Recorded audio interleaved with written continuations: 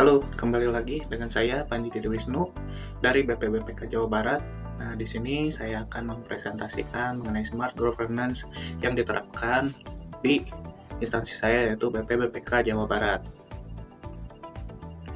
Nah, kita mulai saja. Yang pertama, saya akan menjelaskan mengenai profil dari Balai Penataan Bangunan Prasarana dan Kawasan atau bisa disingkat BPBPK Jawa Barat yang sebelumnya kita kenal dengan nama BPPW Jawa Barat, Balai Prasarana Permukiman Wilayah Jawa Barat.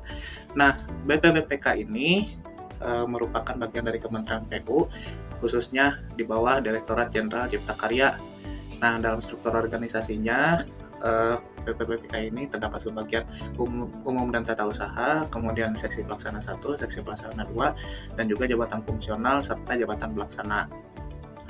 Nah, tujuan dari BPBPK dan Cipta Karya ini yaitu mewujudkan infrastruktur permukiman yang layak, berkelanjutan dan inklusif, serta mendukung peningkatan kualitas hidup masyarakat dan pembangunan kota dan desa yang tertata dan juga berdaya saing.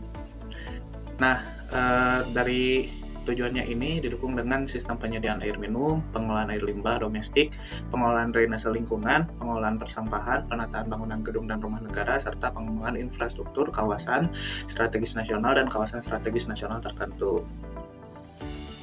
Selanjutnya tugas dan layanan. Jadi peran saya di BPBPK ini yaitu merencanakan, mengelola, dan melaporkan anggaran secara transparan dan akuntabel, kemudian menjadi penghubung antara kegiatan teknis dan dukungan keuangan. Sesuai dengan jabatan saya, analis pengelola keuangan APBN.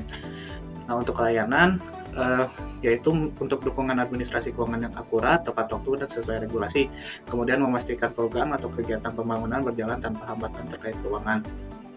Nah, standar layanan yang diberikan yaitu transparansi dalam setiap proses keuangan, akuntabilitas sesuai peraturan, responsivitas dalam pelayanan administrasi, serta menerapkan nilai berakhlak mulai dari berorientasi pelayanan, akuntabel, kompeten, harmonis, loyal, adaptif, dan kolaboratif.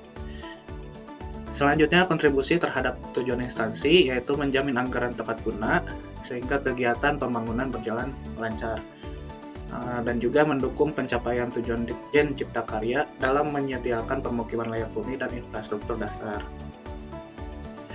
Penerapan Smart ASN yang sudah dilakukan, diantaranya yang pertama menggunakan aplikasi keuangan berbasis teknologi, yang mana untuk pengelolaan keuangan ini menggunakan aplikasi Sakti.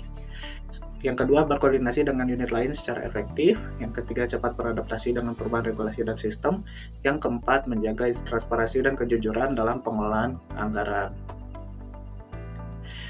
Nah, improvements atau yang bisa ditingkatkan di sini yaitu penguasaan analis data keuangan agar lebih strategis, kemudian penguasaan teknologi digital yang baru, karena yang kita tahu Sakti itu merupakan web based sehingga ketika ada update atau dinamis gitu ya dari fitur-fitur yang ada, kita bisa menguasai dan beradaptasi gitu. Kemudian meningkatkan soft skill komunikasi terkait isu keuangan dengan khususnya dengan bidang non teknis. Nah, dari hal-hal tersebut mungkin ada hal sederhana yang bisa dilakukan tapi bisa berdampak positif yang cukup besar gitu ya. Yang pertama, bisa membuat checklist atau SOP praktis agar setiap proses keuangan lebih tertib dan minim kesalahan. Kemudian menginisiasi sharing session. Jadi mengadakan sharing session mengenai penggunaan aplikasi keuangan dengan rekan-rekan kerja agar semua merata gitu pengetahuan dan kronologisnya, sehingga memudahkan proses pekerjaan dan juga efektivitas dan efisien dalam menyelesaikan pekerjaan dan laporan begitu. Terima kasih, cukup sekian dari saya. Mohon maaf bila ada kesalahan. Sampai jumpa lagi di pemaparan berikutnya. Bye-bye.